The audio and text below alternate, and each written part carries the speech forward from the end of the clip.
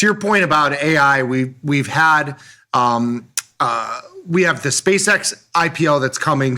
That's kind of the first of the bunch. I don't know if it is in the AI space. I'll put that. We had Cerebras first. That was a big IPO, I guess. But you're right. SpaceX is going to be massive. So that one is actually where I'm going, because you have Anthropic. They filed their forms to go public at some point. You have OpenAI that's kind of on the docket as well. The one that we've had, Cerberus. I mean, this stock, it opened 3 or 4x oversubscribed. The stock was at, just about 400 at one point in the trading session, and it's been cut in half. Are you worried about any of these IPOs, specifically Anthropic or OpenAI or even SpaceX? Is there any fear there for you? Well, I think it's interesting. Again, I haven't, I'm at this point in my trading career where I just don't feel the need to try to figure out everybody's prospectus and what every single company does. I don't know. I just pay attention to the price action. I don't, last I checked, AMD made chips, but I don't know if they have like a bunch of, I don't even know if they have a bunch of data centers that they're creating anymore. Like I can't keep up, dude. I really can't. So I guess what I'm getting at is I don't really know why Cerebras is not up. Why isn't that moving better than it is? It's been nothing but down ever since it IPO'd. That seems to be a little concerning for an AI company in the midst of everything that's going on. You would think that company would be trading higher. SpaceX is, as far as I don't know about the if it's in that same zeitgeist. I mean, obviously it's an exploration space company. I don't know how much AI is involved company. In it. Elon commands the attention. But I mean, in the grand scheme of things, it's all been about the chips and the data centers and AI. We're like, where does SpaceX fit into that? I'm not sure if it's going to move based off of that narrative or not. I don't know. Yeah. And then you mentioned Anthropic, obviously with regard to AI. I mean, that's smack dab in center. It's going to be the first one of these major ones we've been talking about to go public, next to OpenAI and the rest. I mean, I guess Gemini there's a proxy for it as far as Google, but you wonder if at some point in time they spin that off and it becomes its own thing as well. I'm not sure. I think it's fascinating time, man. And, sure, the trader in me could easily say like, well, this is close to the top. This is going to be the top. There's too much exposure. It's too much. Buy the really rumor, sell the news type thing. Yeah.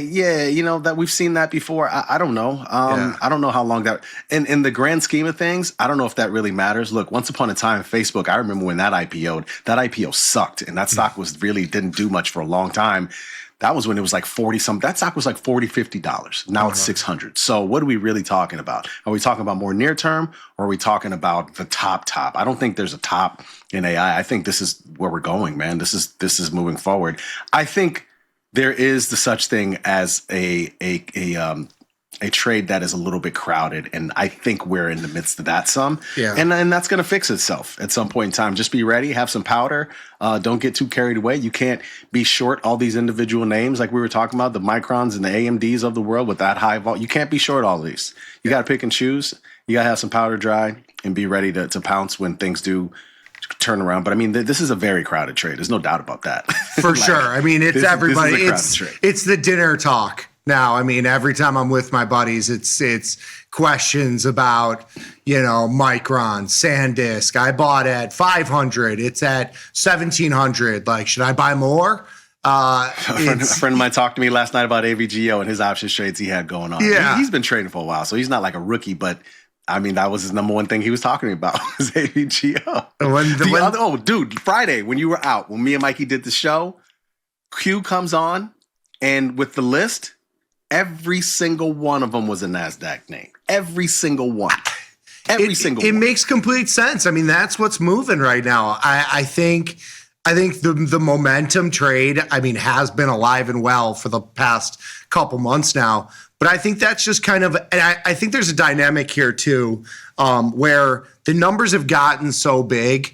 You're talking about stocks that were $50 or $100 are now $500, $700 stocks. I mean, these numbers are getting huge. And so buying shares is not the bang for your buck at this point. Like, it's hard to go and buy 2 shares of Micron. Why not just YOLO an out of the money call?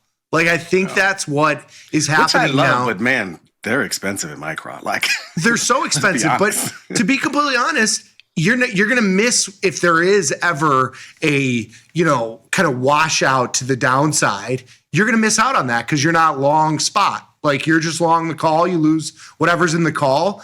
I can see why people are gravitating toward that. I think the same thing is happening in like SPX and in just single name equities in general, like these huge moves. Why would you even own the underlying? Just buy a short-term call, couple $100, couple $1,000, whatever the number is, based on that underlying, and you get the 1 week participation where the stock's moving 10 or 15%, and those options are 2 or 3xing.